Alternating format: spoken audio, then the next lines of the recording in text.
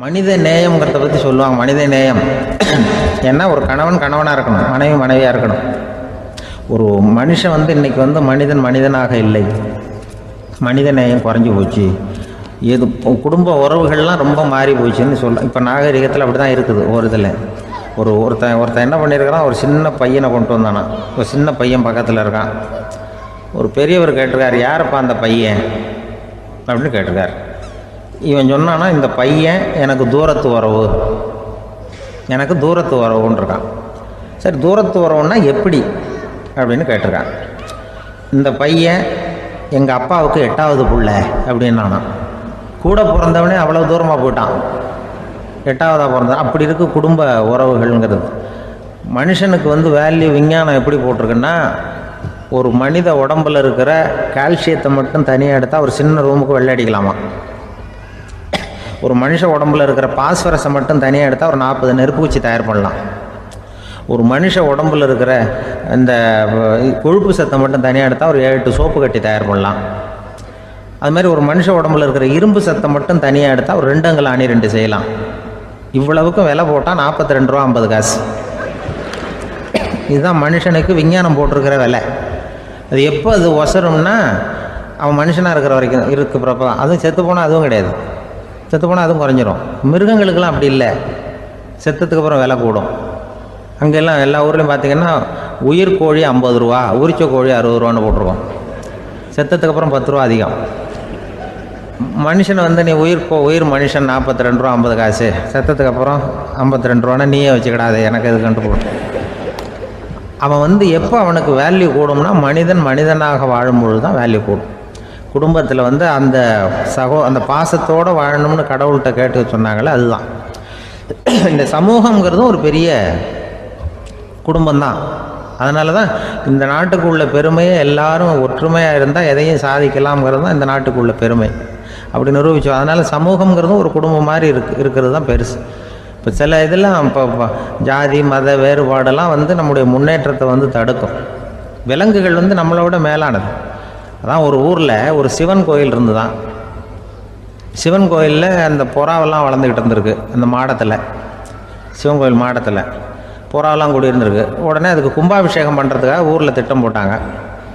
சிவன் கோயிலுக்கு வெள்ளடிக்க ஆரம்பித்தாங்க. வர்ணம் பூச ஆரம்பித்ததும் அதுக்கு சாரம் கட்டுவாங்கல்ல, இந்த குச்சியெல்லாம் வச்சு சாரம் கட்டுவாங்க. உடனே இந்த புறாவெல்லாம் என்ன பண்ணிச்சான், இனிமேல் நம்ம இங்கே வெள்ளை அடிக்கிறாங்க, கும்பாபிஷேகம் வருது, நம்ம இங்கே குடியிருக்க முடியாது, எதிர்த்தாப்புல எங்கே போகலான்னு பார்த்துருக்கு. இந்த உயரம் கோபுரத்தில் இருந்த புறாவெல்லாம் எதிர்த்தாப்புல ஒரு மாதா கோயில் இருந்திருக்கு, சர்ச்சு. அங்கே சில மாடங்களில் புறாவெல்லாம் இருக்குது, சில மாடம் இருக்குது.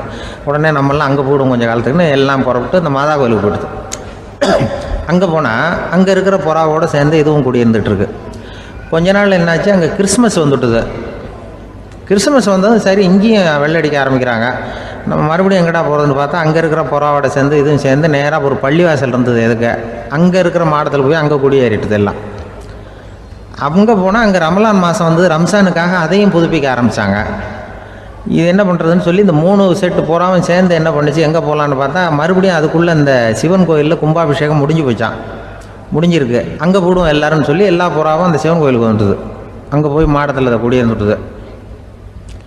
அப்போ திடீர்னு ஒரு நாள் பார்த்தா ஒரே கலவரம் பூமியில் எல்லாம் ஒருத்தனை அருவாளை தூக்கிட்டு நிற்கிறான், குச்சி எடுத்தோம், ஒருத்தனை சுட்டுக்கிறான். ஒரே கலவரம், சத்தம், ஒரே மத கலவரம் வந்துட்டுது ஊரில். அப்போது புறாவெல்லாம் மாடத்தில் இருந்துக்கிட்டு ஒரு குஞ்சு புறா அவங்க அம்மாட்ட கேட்டு தான், இது என்ன, இந்த மனுஷனுக்கு என்ன ஆச்சு, இந்த மனுஷனுக்கு என்ன ஆச்சு, அவன் கத்தியை தூக்கிட்டு நிற்கிறானே அப்படின்னு கேட்டு தான். ஒரு குஞ்சு புறா அவங்க அம்மாட்ட கேட்டு தான். அம்மா புறா. இப்போ அம்மா அந்த புறா சொல்லித்தான், மனுஷனுக்கு இப்போ மதம் பிடிச்சிருக்கு, அதான் கத்தியை தூக்கிட்டு நிற்கிறான் அப்படின்ருக்கு. இப்போ நமக்கெல்லாம் பிடிக்கலையே அப்படின்னு தான். அப்போ அந்த புறா சொல்லித்தான், அந்த பாருமா, நாம் இந்த சிவன் கோயிலில் இருந்தாலும் நமக்கு புறான்னு தான் பேர், இந்த மாதா கோயிலுக்கு போனாலும் நமக்கு புறான்னு தான் பேர், பள்ளிவாசலுக்கு போனாலும் நமக்கு புறான்னு தான் பேர். அந்த மனுஷன் அப்படி இல்லை. அவன் இங்கே இருக்கிற வரைக்கும் இந்துன்னு சொல்லுவான், அங்கே மாதா கோயில் இருந்தான்னா கிறிஸ்தவன்னு சொல்லுவான், பள்ளிவாசலில் இருந்தான்னா முஸ்லீம்னு சொல்லுவான். அப்போ குஞ்சு புறா அது என்ன இப்படி பண்ணுறாங்க மனுஷங்க, இப்போ அவங்கள விட நம்ம வசதி போல் இருக்க, நம்ம தேவலாம் போல் இருக்க அப்படின்னு தான் அந்த குஞ்சு புறா. அப்போ அந்த தாய் புறா சொல்லித்தான், உண்மை தான், அதனால தான் நம்ம மேலான இடத்துல இருக்கிறோம், அவன் கீழே நிற்கிறான் என்னமோ அப்படின்னு சொல்லித்தான்.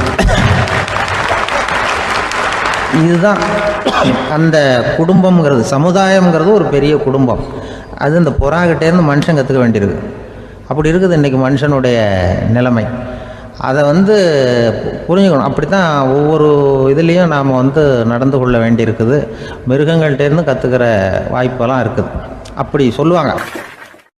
ஒரு பெரிய கிராமம், அந்த கிராமத்தில் ஒரு பண்ணையார் வீடு, அதுதான் அந்த கிராமத்திலேயே பெரிய வீடு. ஒரு நாள் ஒரு திருடன் அந்த கிராமத்துக்கு வந்தான். சுற்றி பார்த்தான். அந்த பண்ணையார் வீடு கண்ணில் பட்டுது. இன்னைக்கு ராத்திரி இந்த வீட்டில் தான் நம்ம தொழிலை ஆரம்பிக்கணும் அப்படின்னு சொல்லி அவன் முடிவு பண்ணிக்கிட்டான். ஏன்னா அதுதான் அந்த கிராமத்திலே கொஞ்சம் பெரிய வீடு, அங்கே தான் அவன் எதிர்பார்க்குறது ஏதாவது கிடைக்கும் அப்படிங்கிறது அவனுடைய முடிவு. நடு ராத்திரி அவன் மெதுவாக சுவர் ஏறி குதித்து அந்த பெரிய வீட்டுக்குள்ளே புகுந்தான். அங்கே போய் பார்த்தா முக்கியமான இடங்கள்ல எல்லாம் காவலுக்கு ஆள் நின்றுக்கிட்டு இருக்கிறாங்க ராத்திரி நேரத்தில். சரி, இந்த வீட்டில் நம்மால் திருட முடியாது அப்படின்னு முடிவு பண்ணிட்டு மெதுவாக வந்த வழியிலேயே திரும்பி வந்தான். அந்த சமயத்தில் காலில் ஏதோ தட்டுப்பட்டது. என்னது அப்படின்னு சொல்லி குனிஞ்சு பார்த்தா அங்கே ஒரு பெரிய வெங்காய மூட்டை அடுக்கி வச்சிருக்கிறாங்க. சரி, வந்ததுக்கு வெறுங்கையோடு திரும்ப வேண்டாமே அப்படின்னு சொல்லி கையில் இருந்த ஒரு பெரிய பை நிறைய அதை அள்ளி போட்டுக்கிட்டான். வெங்காயத்தை போட்டுக்கிட்டு புறப்படுற சமயத்தில் கப்புன்னு கழுத்தில் ஒரு கை விழுந்தது. ஆள் மாட்டிக்கிட்டான். அதாவது காவலாளிகள் அவனை பிடிச்சி வச்சுக்கிட்டாங்க. மறுநாள் காலையில் அந்த திருடனை பண்ணையார் முன்னாடி கொண்டுட்டு போய் நிறுத்தினாங்க. ஐயா, இந்த ஆள் ராத்திரி நம்ம வீட்டில் திருடுறதுக்காக வந்தான், வெங்காயத்தை அள்ளிட்டு புறப்படுறப்போ மாட்டிக்கிட்டான் அப்படின்னாங்க. அவர் பார்த்தார். என்னப்பா இவங்க சொல்கிறது உண்மைதானான்னு கேட்டார். ஆமான்னு ஒத்துக்கிட்டான் அந்த ஆள். பண்ணையார் அதுக்கப்புறம் கொஞ்சம் யோசனை பண்ணார். அப்புறமா தீர்ப்பு வழங்கினார். இதை பார்ப்பா, நீ இங்கே திருட வந்தது குற்றம். அதுக்காக நீ 100 ரூபாய் அபராதம் செலுத்தணும், அல்லது 100 கசையடிகள் வாங்கணும். அதுவும் இல்லைன்னா நீயே திருடுன அவ்வளவு வெங்காயத்தையும் பச்சையா என் கண் முன்னாடியே சாப்பிட்டுடணும். இதில் எந்த தண்டனையை ஏற்றுக்கிறது அப்படிங்கிறத பற்றி நீயே யோசனை பண்ணி முடிவு எடுத்துக்கலாம் அப்படின்னு சொல்லிவிட்டார். அதாவது இவனே முடிவு பண்ணிக்க வேண்டியது, 100 ரூபா பணம் கட்டுறியா, இல்லது சாட்டை அடி வாங்குறியா, அல்லது வெங்காயத்தை சாப்பிட்றியா, இதுதான் அவர் கொடுத்தது, நீயே முடிவு பண்ணி சொல்லுன்னு விட்டார். திருடன் கொஞ்சம் நேரம் யோசனை பண்ணி பார்த்தான். அவனுக்கு இருக்கிறதுலே ரொம்ப சுலபமாக தெரிஞ்சது இந்த வெங்காயத்தையே சாப்பிட்டுட்றேன்ட்டான். ஐயா, நான் இந்த வெங்காயத்தையே சாப்பிட்டுட்றேன், அதுதான் எனக்கு கொஞ்சம் சுலபமாக தெரியுதுன்னா சரின்னு விட்டார் பண்ணையார். அப்படியே எல்லாத்தையும் கொண்டு கொட்டினாங்க. ஒவ்வொன்றா எடுத்து சாப்பிட ஆரம்பித்தான். கொஞ்ச நேரம் சுவாரஸ்யமாக சாப்பிட்டான். அதுக்கப்புறம் வாய் எரிய ஆரம்பிச்சுட்டுது. கண்ணு ரெண்டும் செவந்து போச்சு. கண்ணில் இருந்து தார தாரையாக கண்ணீர் வழிய ஆரம்பிச்சுட்டுது. ஒரே எரிச்சல். அவனால் தாக்கு பிடிக்க முடியல. வெங்காயம் பாதி கூட தீரல. பார்த்தான், சரி இது நமக்கு சரிப்பட்டு வராது அப்படின்னு முடிவு பண்ணிட்டான். ஐயா, என்னை மன்னிச்சுக்கோங்க, இது என்னால் முடியாது போல இருக்கு, பேசாமல் எனக்கு 100 சாட்டை அடியாக கொடுத்துருங்க அப்படின்னா. அவரும் சரின்னார். சாட்டை அடி விழ ஆரம்பிச்சிது. அதுவும் ஆரம்பத்தில் ஒரு மாதிரியாக இருந்தது. ஒரு 60 அடிகள் விழுற வரைக்கும் தாங்கினான். அதுக்கு மேலே அவனால் முடியல, தாக்கு பிடிக்க முடியல. ஐயா, என்னை மன்னிச்சுக்கோங்க அப்படின்னு மறுபடியும் பண்ணையார் காலில் விழுந்தான். ஐயா, இதுவும் எனக்கு சரிப்பட்டு வராது போல இருக்கு, பேசாமல் 100 ரூபா அபராதமே கட்டிவிட்றேன் அப்படின்னா. அதே மாதிரி பணத்தை எடுத்து கொடுத்துட்டு அவன் பாட்டுக்கு போனான். இப்படி ஒரு கதை உண்டு. இந்த கதையை உலக புகழ்பெற்ற மனோதத்துவ மேதை எம் ஸ்காட் பெக் ஒரு உதாரணமாக எடுத்து சொல்கிறார். எதுக்காக அவர் எடுத்து சொல்கிறாருன்னா, இந்த முடிவெடுக்கும் திறன் அப்படிங்கிறத விளக்கிறதுக்காக. வாழ்க்கையில் முடிவெடுக்கிற திறன் நம்ம ஒவ்வொருத்தருக்கும் ரொம்ப அவசியம். எந்த சந்தர்ப்பத்தில் எப்படி முடிவெடுக்கிறோம் அப்படிங்கிறத வச்சு தான் நம்ம வாழ்க்கை அமையும். எவ்வளவு தான் பணம் இருந்தாலும் சரி, எவ்வளவு தான் படிச்சிருந்தாலும் சரி, இந்த முடிவெடுக்கிற திறன் சரியாக இல்லைன்னா வாழ்க்கையில் பல சறுக்கல்களை சந்திக்க வேண்டியிருக்கும். நாம் முடிவுகள் எடுத்தால் அந்த முடிவுகளால் ஏற்படக்கூடிய விளைவுகளுக்கு நாம் பொறுப்பு ஏற்க வேண்டி இருக்குமே அப்படிங்கிற பயத்தினால முடிவெடுக்கிற அதிகாரத்தை பல சமயங்களில் நாம் மற்றவங்களுக்கு தாரவாத்து கொடுத்துட்றோம். நாமே முடிவெடுக்கக்கூடிய திறமையை வளர்த்துக்கிறது தான் ரொம்ப முக்கியம். ஒருத்தர் சொன்னார், சார், சின்ன சின்ன பிரச்சனைகள்ல எல்லாம் எங்கள் வீட்டில் என் மனைவி முடிவு எடுக்க விட்டுருவேன், பெரிய பிரச்சனைகள்ல எல்லாம் நான் தான் முடிவு எடுப்பேன் அப்படின்னார். பரவாயில்லையே அப்படின்னு சொல்லி, சின்ன சின்ன பிரச்சனைகள்னா எதுங்க அப்படின்னு கேட்டேன். ஒன்றும் இல்லை, இந்த வீட்டு வருமானத்தை பெருக்கிறது எப்படி, வீட்டு செலவை சரி கட்டுறது எப்படி, வீட்டு செலவுக்கு வாங்கியிருக்கிற கடனை அடைக்கிறது எப்படி, இதெல்லாம் சின்ன சின்ன பிரச்சனைகள், என் மனைவிகிட்ட முடிவு எடுக்கிற விஷயத்தை விட்டுருவேன்னார். பெரிய பிரச்சனை தான் நான் எடுத்துக்குவேன்னார். அப்படின்னா பெரிய பிரச்சனைன்னா எது சார் அப்படின்னு கேட்டேன். அது என்னென்னா, இந்த உலக பொருளாதாரத்தை மேம்படுத்துறது எப்படி, 21ஆம் நூற்றாண்டில் என்னென்ன சவால்களை சந்திக்க வேண்டியிருக்கும் உலகம், இதெல்லாம் நான் பார்த்துக்குவேன் அப்படின்னார். பாருங்கள், இது பிரச்சனைகள்லேருந்து தப்பிக்கிற வழி. அதனால் வாழ்க்கையில் பிரச்சனைகளை சந்திக்கிறதுக்கு தயங்கக்கூடாது. அதே மாதிரி சரியான நேரத்தில் சரியான முடிவு எடுக்கிறதுக்கு நாம் கற்றுக்கணும். அது ரொம்ப முக்கியம். ஒரு அரசன், அவனுக்கு வயசாயிட்டுது. அதனாலேயே இந்த கவலை, பயம் எல்லாமும் அதிகமாயிட்டுது. மரண பயம், ராத்திரியில் சரியாக தூங்க முடியல, இப்படி ஆயிட்டுது நிலைமை. அந்த அரசன் ஏற்கனவே எப்படின்னா, போர்க்களங்களில் எத்தனையோ பேரை ஓட ஓட விரட்டியிருக்கிறான். இருந்தாலும் இப்போ அந்த துணிச்சல்லாம் எங்கேயோ போயிட்டுது. பேசாமல் படுத்துருக்கிறான். அப்படியே படுத்தாலும் தான் தூக்கம் வர மாட்டேங்குது. என்ன பண்ணலாம்னு யோசித்தான் இந்த மன்னன். உடனே எல்லா அமைச்சர்களையும் கூப்பிட்டான். எனக்கு நிம்மதி இல்லை, எதை நினச்சாலும் பயமாக இருக்குது, எனக்கு ஒரு ஆலோசனை சொல்லுங்க அப்படின்னா. என்ன ஆலோசனை வேணும் அப்படின்னு சொல்லி கேட்டாங்க. எனக்கு ஒரு நெருக்கடியான சந்தர்ப்பம் ஏற்பட்டு போச்சுன்னு வச்சுக்கோங்க. அந்த நேரத்தில் நீங்கள் யாருமே என் பக்கத்தில் இல்லை ஆலோசனை சொல்கிறதுக்கு அப்படின்னா, அந்த சமயத்தில் எனக்கு உபயோகப்படுற மாதிரி ஒரு வாசகம், பொன்மொழி ஏதாவது சொல்லுங்கள். அதை நான் என்னுடைய வைர மோதிரத்துக்கு அடியில் பதிச்சு வச்சுக்கிறேன் அப்படின்னார். தேவைப்படுறப்போ உதவும் அப்படிங்கிறதுனால. அவர் போட்டிருந்த மோதிரமும் அதுக்கு தகுந்த மாதிரியே திறந்து மூடுறது மாதிரி அமைஞ்சிருந்தது. ஏதாவது வாசகம் எழுதுனா உள்ற வச்சுக்கலாம், அதுக்கான வசதி அதில் இருந்தது. அமைச்சர்கள்லாம் யோசனை பண்ணாங்க, இது மாதிரி ராஜா கேட்குறாரே, என்ன வாசகம், அதாவது பொன்மொழி சொல்லலாம் அப்படின்னு எல்லாரும் யோசனை பண்ணாங்க. ஒருத்தருக்குமே சரியாக தோணலை, ஒரே குழப்பமாக இருந்தது. ஏன்னா நெருக்கடியான சமயத்தில் உபயோகப்படுறது மாதிரி ஒரு பொன்மொழி வேணும்னு சொல்லியிருக்கிறார். அப்படி இப்படி யோசித்து பார்த்தா ஒன்றுமே தோணலை. எல்லாரும் குழம்பிக்கிட்டு இருந்த நேரத்தில் ஒரு பெரியவர் அந்த பக்கமாக வந்தார். அவர் சொன்னார், நான் வேணும்னா அதுக்கு பொருத்தமாக ஒரு வாக்கியம் சொல்கிறேன், ஆனால் ஒரு நிபந்தனை. அதை யாரும் ரொம்ப ஆர்வம் காரணமாக அவசரப்பட்டு படிச்சிடக்கூடாது. அதை ரகசியமாக அந்த மோதிரத்துக்குள்ளே எழுதி வச்சுக்கணும். எப்போவாவது இக்கட்டில் மாட்டிக்கிற சமயத்தில் மட்டும் வேறு வழியே இல்லை அப்படிங்கிற நிலைமையில் மட்டும்தான் அதை திறந்து பார்க்கணும். அப்படி நீங்கள் இருக்கிறதா இருந்தால் நான் அதை சொல்கிறேன் அப்படின்னார் அந்த பெரியவர். சரின்னு ஒத்துக்கிட்டாங்க எல்லாரும். அதே மாதிரி அவர் ஒரு வாக்கியத்தை சொன்னார். அவர் சொன்ன வாக்கியத்தை ரகசியமாக மோதிரத்துக்குள்ளே பதிச்சு மூடியாச்சு. ராஜா அதை விரலில் மாட்டிக்கிட்டார். கொஞ்ச நாள் ஆச்சு. அந்த ராஜாவுக்கு ஒரு சோதனை வந்தது. என்ன சோதனைன்னா, அடுத்த நாட்டு மன்னன் படையெடுத்துக்கிட்டு வந்துட்டான். அவன் இவர்கிட்ட ஏற்கனவே தோற்று போனவன், ஒரு வெறியில் வந்திருக்கிறான். தோற்று போனவன் மறுபடியும் சண்டைக்கு வந்தால் எப்படி வருவானோ அப்படி வர்றான். ஒரு வெறியில் வந்தால் ஜெயிச்சுட்டான். என்னாச்சு, இவரோட நிலைமைன்னா நாட்டை இழந்துட்டார், எல்லாத்தையும் இழந்துட்டார். கடைசியாக ஒரு அடிபட்ட குதிரையில் ஏறி தப்பிச்சு போயிட்டார், வேறு வழி இல்லைன்னு. பின்னாடி துரத்திக்கிட்டு வராங்க. இவர் ஒரு மலை உச்சிக்கு போயிட்டார், அதுக்கும் அப்பால் போக முடியாது, ஏன்னா அந்த பக்கம் பயங்கர பள்ளம். உல்லாச பயணிகள் கண்டு கழிக்கிற இடம் அது. ஆனால் இவருக்கு அது சாவு பயணத்தின் வாசல், திரும்பவும் முடியாது, அவ்வளவு குறுகிய பாதை அது, வேறு வழியே இல்லை. இந்த நேரம் சூரிய ஒளி மோதிரத்தில் பட்டு மின்னிச்சு. உடனே இவருக்கு ஞாபகம் வந்தது. மோதிரத்தை திறந்து படிக்கிறார். அதில் இருந்த வாசகம், இந்த நிலையும் மாறிவிடும், this too will pass away. அவருக்கு ஒரு தைரியம் வந்தது. பின்னாடி வந்தவங்களும் திசை மாதிரி வேற எங்கேயோ தேடி போயிட்டாங்க. அவங்க விரட்டிக்கிட்டு வரலன்னா இவ்வளவு அழகான ஒரு இடம் இருக்கிறதே எனக்கு தெரியாமல் போயிருக்குமேன்னு நினைச்சார். இவ்வளவு அழகை ரசிக்கிறதுக்காக ஒரு நாட்டையே கூட இழக்கலாம்னு தோணுச்சு அவருக்கு. அமைதியாக அந்த அழகை ரசித்தார். எதிரிகள்லாம் எங்கேயோ போயிட்டாங்க. மன்னர் நாடு திரும்பினார். மறுபடியும் படைகளை திரட்டினார். கொஞ்ச நாளில் படை எடுத்துக்கிட்டு போனார். யாருக்கிட்ட தோற்று போனாரோ அவரையே வெற்றி கண்டு திரும்பி வர்றார்.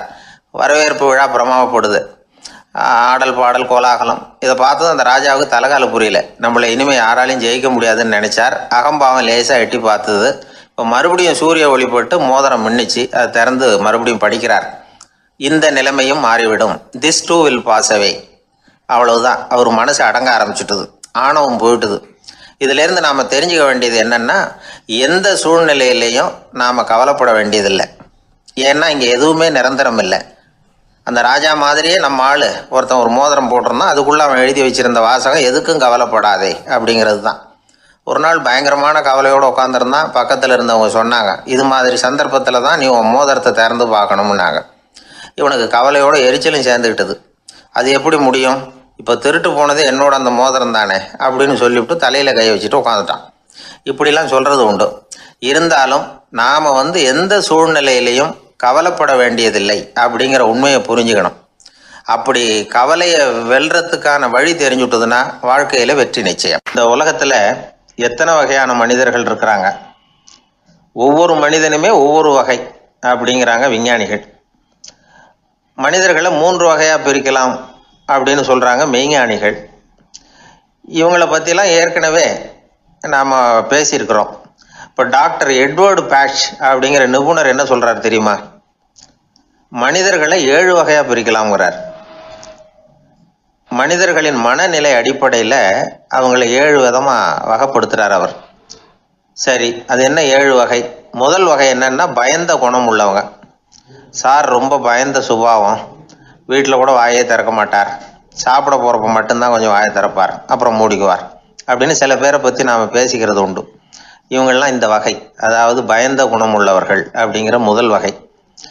சரி, 2வது வகை என்னன்னா, சஞ்சலப்படுகிறவர்கள். எதுக்கு எடுத்தாலும் கலக்கம், குழப்பம், இப்படியே காலம் தள்ளிட்டு இருப்பாங்க. பல பேர் பார்த்துருப்பீங்க. அவங்கெல்லாம் இந்த வகை. 3வது வகை என்னன்னா, யதார்த்த உலகை மறந்து கற்பனை உலகத்திலேயே மிதக்கிறவங்க. இளைஞர்கள், கவிஞர்கள், இப்படி பல பேர் இருக்கிறாங்க. எப்போ பார்த்தாலும் கற்பனை உலகத்திலேயே மிதந்துக்கிட்டு இருப்பாங்க. கிட்டத்தில் போய் என்னங்க ஒரு மாதிரியாக இருக்கிறீங்க அப்படின்னு கேட்டு பாருங்க. அவங்களெல்லாம் ஏதோ ஒரு அற்ப புழுவை பார்க்குறது மாதிரி அவங்கள பார்ப்பாங்க. அதுவும் அந்த வானத்து நிலாவை பாருங்கள், அது என்னை வா வான்னு கூப்பிடுது, எனக்கு சீக்கிரத்தில் ஒரு நாள் சிறகுகள் முளைக்கும், சிறகடித்து வானத்தில் பறந்து போவேன், அந்த செல்ல நிலாவை கொஞ்சி விட்டு வருவேன், இப்படிலாம் பேசிகிட்டு இருப்பாங்க. கொஞ்சிறது அப்புறம் இருக்கட்டும், இப்போ கஞ்சிக்கு வழியே பாருப்பா அப்படின்னா அதை காதில் வாங்க மாட்டாங்க. நாம் ஏதோ இந்த உலகத்தை அனுபவிக்க தெரியாதவர்கள் மாதிரி நம்மளை அவங்க கவனிப்பாங்க. இப்படி ஒரு ரகம். 4வது வகை மனிதர்கள் எப்படின்னா, இவங்க தனிமை உணர்வு மிக்கவர்கள். இவங்க மற்றவங்களோட இயல்பாக நெருங்கி பழகிறதில்ல. தான் உண்டு தன்னுடைய வேலை உண்டுன்னு இருந்துட்டு போகிறவங்க. அடுத்த வீட்டில் இருக்கிறவர் யார் அப்படின்னு கேட்டால் கூட அடுத்த வீடுன்னு ஒன்று இருக்கா அப்படிங்கிறது மாதிரி நம்ம முகத்தை பார்ப்பாங்க. அவங்ககிட்ட மேற்கொண்டு நாம் என்னத்தை பேச முடியும்? இப்படி ஒரு வகை. 5வது வகை மனிதர்கள் எப்படின்னா, இவங்க மற்றவங்க செல்வாக்குக்கு உட்பட மறுப்பவர்கள். அடுத்தவங்களோட செல்வாக்குக்கு இவங்க ஆட்படுறதில்ல. நான் யார் தெரியுமான்னு கேட்டால் அதை தெரிஞ்சுட்டு எனக்கு என்ன ஆக போகுதும்பாங்க. இவங்கெல்லாம் அந்த ரகம். 6வது வகை மனிதர்கள் எப்பவும் எதுலேயும் பற்று இல்லாமல் இருக்கிறவங்க. இது ஒரு துறவு மனப்பான்மை. இயல்பாகவே சில பேர் இப்படி உண்டு. அவங்களுக்கு எதுலேயும் ஒரு ஈடுபாடு இருக்காது. அப்படிப்பட்டவங்கெல்லாம் 6வது வகை. 7வது வகை மனிதர்கள் மற்றவங்க கவலையை தன்னுடையதாக ஆக்கிக்கிட்டு கவலைப்படுறவங்க. இவங்கெல்லாம் மகாத்மாக்கள். தாம் வேறு அடுத்தவங்க வேறு அப்படிங்கிற எண்ணம் இவங்களுக்கு வர்றதில்லை. அதனால் அடுத்தவங்களுக்கு ஒரு துன்பம் வந்ததுன்னா இவங்களால சும்மா இருக்க முடியறதில்லை. ஆகக்கூடி இப்படி 7 விதமான மனிதர்களை அடையாளம் காட்டுறார் அந்த நிபுணர். இதில் நாம் எந்த வகையில் வர்றோம் அப்படிங்கிறத நாம் தான் அடையாளம் கண்டுபிடிக்கணும். எனக்கு தெரிஞ்ச ஒரு மனிதர் உண்டு. அவர் ஒரு வித்தியாசமான வகை. எதையும் நடைமுறை சாத்தியமாக சிந்திக்கிறவர். எப்பவும் அடுத்தவங்களும் நல்லா இருக்கணும், நாமும் நல்லா இருக்கணும் அப்படின்னு ஆசைப்படுறவர். அவருக்கு ஒரு சமயம் திடீர்னு உடம்பு சுகம் இல்லாமல் போயிட்டுது. டாக்டர்கிட்ட போனார், பணம் கொடுத்தார், வைத்தியம் பார்த்துக்கிட்டார். அவர் எழுதி கொடுத்த மருந்து சீட்டை வாங்கினார். ஒரு மருந்து கடைக்கு போனார், பணம் கொடுத்தார், மருந்து வாங்கினார். அதை எடுத்துகிட்டு வீட்டுக்கு வந்தார். அதுக்கப்புறம் அந்த மருந்து அவர் சாப்பிட்ணும்ல, சாப்பிடவே இல்லை, அப்படியே சும்மா வச்சுட்டார்.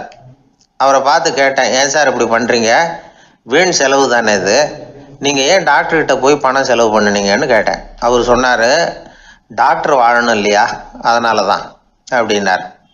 சரி, அப்புறம் ஏன் மருந்து வாங்கினீங்க அப்படின்னு கேட்டேன். மருந்து கடைக்காரர் வாழணும் இல்லையா, அதனால தான் அப்படின்னார். சரி, அப்புறம் ஏன் வாங்கின மருந்து சாப்பிடாம வச்சுட்டீங்க அப்படின்னதுக்கு, நான் வாழணும் இல்லையா, அதனால தான் அப்படின்னார். இவர் வாழ்க்கையை புரிஞ்சுக்கிட்டவர். இப்படி வாழ்க்கையை புரிந்து கொண்டு வாழ தெரிஞ்சுக்கணும். எந்த வகை மனிதர் நாம் அப்படிங்கிறத புரிஞ்சுக்கிட்டு வாழ்ந்தோம்னா வாழ்க்கையில் வெற்றி நிச்சயம். குடும்பத்தில் ஒருத்தர் அனுசரிப்பு தன்மைங்கிறது ரொம்ப அவசியம். கணவன் மனைவின்னா அனுசரித்து போகணும்னு சொல்லுவாங்க. அதாவது ஒரு கணவன் அதுக்காக தான் அந்த காலத்துலலாம் ஒரு வீட்டுக்கு வந்து மாப்பிள்ளை தேடுறதுங்கிறது ஒரு பெரிய குடும்பத்தை நிர்வகிக்கிற அளவுக்கு ஒரு கணவனாக வரக்கூடிய எப்படி இருக்கணும் அப்படின்னா, அந்த காலத்தில் புலி வேட்டைக்கு போகணும்.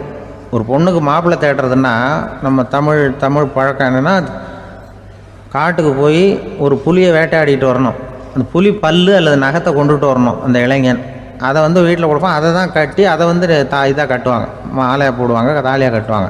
அதாவது வீரம் இருக்கா பையனுக்குன்னு பார்ப்பாங்க. ஒரு பொண்ணு வேணும்னா நீ முதல்ல வீட்டுக்கு பொண்ணு கேட்க போகக்கூடாது, காட்டுக்கு போகணும், போய் புளியை கொண்டு வா, அதுக்கப்புறம் தான் உனக்கு பொண்ணு அப்படின்னு சொல்லுவாங்க.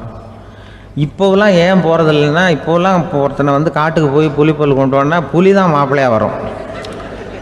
அதனால தான் இப்போ போகிறதில்ல யாரும் காட்டுக்கு. அப்போ வந்து பெண்களும் வந்து ரொம்ப வீரமாக இருந்தாங்க. பெண்கள் மூலம் அந்த காலத்தில் எப்படின்னா, முறத்தாலேயே புலியை துரத்துவாங்களாம். நம்ம பழைய பாட்டிலெல்லாம் பார்த்துருப்பீங்க, முறத்தால் புலியை விரட்டினாங்கன்னு வரும் பழைய பாட்டை. ஒரு அந்த அளவுக்கு பெண்களுக்கு வீரம். இப்போ கல்யாணம் ஆகி இந்த காலத்தில் ஒரு கணவனை வந்து விரட்டிட்டு வந்தாங்களாம் முறத்தை எடுத்துக்கிட்டு. ஒரு மனைவி அவன் பயந்துட்டு வெளில ஓடி வரான், பின்னாடி முறத்தை எடுத்துகிட்டு அந்த அம்மா ஓடி வருது. இவனை தனியாக பிடிச்சி கொண்டு போய், என்னப்பா இந்த மனைவிட்டு இப்படி பயந்து ஓடி வரையே, முறத்தால் துரத்துறா இப்படி வரையே அப்படின்னு தான் அவன் அப்படியே தடுமாறிக்கிட்டு, அதெல்லாம் ஒன்றும் இல்லை, அவன் என்னை புலியாக நினைக்கிறா அப்படின்னு ஒரு பெருமையாக சொல்லிட்டானான். அந்த காலத்தில் புலியை தான் முறத்தால் விரட்டினாங்க, இப்போ புருஷனை விரட்டுறாங்க அப்படின்னு சொல்லி. அப்படி அந்த காலத்தில் வந்து கணவனுக்கு ஒரு குடும்பத்தை நிர்வகிக்கிற திறமை இருக்கா, உடல் வலிமை தான் முக்கியம். இப்போ கூட மதுரை பக்கத்தில் ஐயாவுக்கு தெரியும், அந்த இளவட்டக்கல்லுன்னு ஒரு ஊருக்கு ஊர் எல்லையில் கிடக்கும். ஊர் எல்லையில் ஒரு பெரிய கல் கிடக்கும். அந்த ஊருக்கு பொண்ணு கேட்க போகிறவங்க அந்த கல்லை தலைக்கு மேலே தூக்கி காட்டணும், அப்படியே தூக்கி தலைக்கு மேலே வசதி கீழே போடணும்.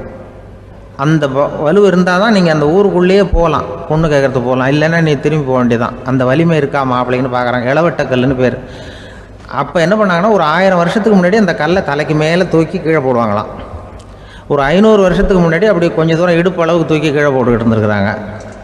அதுக்கப்புறம் ஒரு 100 வருஷத்துக்கு முன்னாடியெல்லாம் அப்படி முழங்கால் அளவுக்கு அப்படி தூக்கி போட்டால் போகிறோம்னு வச்சுருந்தாங்களாம். இப்போ நான் அந்த ஊருக்கு என் கூட பழனிசாமின்னு ஒருத்தர் இருக்கார். அவர் போய், உனக்கு எப்படிப்பா இந்த ஊரில் கல்யாணம் ஆச்சு அப்படின்னா, இப்போலாம் நாங்கள் தொட்டு கும்பிட்டா போகிறோம், அதை அசைக்கிறது கூட இல்லை. அப்படி ஆகிட்டுது. ஒரு குடும்பத்தை கணவனாக வரப்போகிறவனுக்கான தகுதி அந்த காலத்தில் அப்படி இருந்துதான். அப்படி வந்து கணவன் வந்து தேர்ந்தெடுக்கிறது, குடும்ப தலைவனை தேர்ந்தெடுக்கிறது ஒரு பெரிய காரியம். ஒரு பெரிய செல்வந்தர் போட்டி வச்சாராம், ஒரு நீச்சல் குளம், அதில் யார் வேணாலும் குதித்து அந்த பக்கம் போய் கரையிடலாம். அந்த நீச்சல் குளத்தில் விஷப்பாம்புலாம் கிடக்கு. யார் துணிஞ்சி அந்த விஷப்பாம்பு இருக்கிற குளத்தில் குதித்து அந்த பக்கம் போய் கரையேறானோ அவனுக்கு ஒரு 100 ஏக்கர் நிலம் கொடுப்பேன், அது வேண்டான்னா ஒரு 1000 ஆடு கொடுப்பேன், அதுவும் வேண்டான்னா என் பொண்ணை கொடுப்பேன் அப்படின்னு போட்டி வச்சார். அதான் மாப்பிள்ளையை தேர்ந்தெடுக்கிறதுக்கு அவர் ஒரு வழி, நீச்சல் குளத்தில் குதித்து கரையேறணும். இப்போ அந்த ஊரில் இருக்கிற இளைஞர்கள்லாம் வந்து பார்க்குறாங்க அந்த குளத்தில் குதிக்கணும்னு. ஆனால் குளத்தில் வெறும் விஷப்பாம்புலாம் கிடக்கு. இது என்ன பண்ணுறதுன்னு பார்த்தா யாருமே குதிக்கிறதுக்கு தைரியம் வரல. திடீர்னு ஒருத்தன் துணிஞ்சு குதித்தான், படபடன்னு அடிச்சுட்டு போய் அந்த பக்கம் கரையேறிட்டான். கரையேறின உடனே பரவாயில்லையே ஒரு ஆள் வந்துட்டான்னு சொல்லி அவனை அந்த இளைஞனை போய் பிடிச்சிட்டு வந்தாங்க.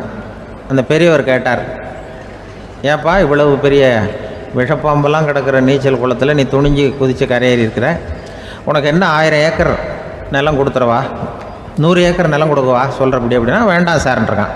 ஓஹோ அப்படின்னா ஒரு 1000 ஆடு வேணுமா உனக்கு அப்படின்னா அதுவும் வேண்டாம் சார். ஓ அப்படின்னா என் பொண்ணு வேணுமா அப்படின்னா அதுவும் வேண்டாம் சாருங்கிறான். அப்புறம் எதுக்குடா குதிச்சுன்ட்டு என்ன உனக்கு என்ன தான் வேணும் அப்படின்னு கேட்டிருக்காரு. என்னை எவன் பிடிச்சி தள்ளி விட்டவன்னு தெரியணும் அப்படின்ட்டுருக்கான். அதுக்காக அவன் பார்த்துருக்கான். அப்படி இருந்தால் தான் துணிச்சல் வரும் இந்த காலத்தில். எதுக்கு இவ்வளவு சங்கடம்லாம் வச்சாங்கன்னா, ஒரு குடும்பத்துக்கு தலைவராக வர வேண்டிய ஒரு ஆள், கணவனாக இருக்க வேண்டியவனுக்கு துணிச்சல் இருக்கா, தைரியம் இருக்கா அப்படிங்கிறது பார்க்குறதுக்காக இப்படிப்பட்ட தேர்வு முறைகள்லாம் வச்சுருந்தாங்க அந்த காலத்துலலாம். இப்போலாம் கல்யாணம் பண்ணுறது ஆளுக்கு நேரில் பார்க்காமலே கூட கல்யாணம் நடக்குது இன்டர்நெட்டில். இப்போ சர்டிஃபிகேட் கேட்குறாங்க, நோய் நொடி இல்லாமல் இருக்காரா பார். காட்டுக்கெலாம் போக வேண்டாம், நேராக ஆஸ்பத்திரிக்கு போய் ஒரு சர்டிஃபிகேட் வாங்கிட்டு வா, உனக்கு ஒன்றும் வியாதி இல்லைன்னு ப்ரூவ் பண்ணு, அதுக்கப்புறம் பார்த்துக்கலாம், மற்றதை பேசுவோம் அப்படின்னு சொல்லி அப்படி இருக்குது நிலைமை. அதனால் குடும்பத்தில் அந்த கணவனாக இருக்கிற வேண்டியவனுக்கு பொறுப்பு அதிகம். ஏன்னா எல்லாத்தையும் அனுசரித்து போக வேண்டியதாக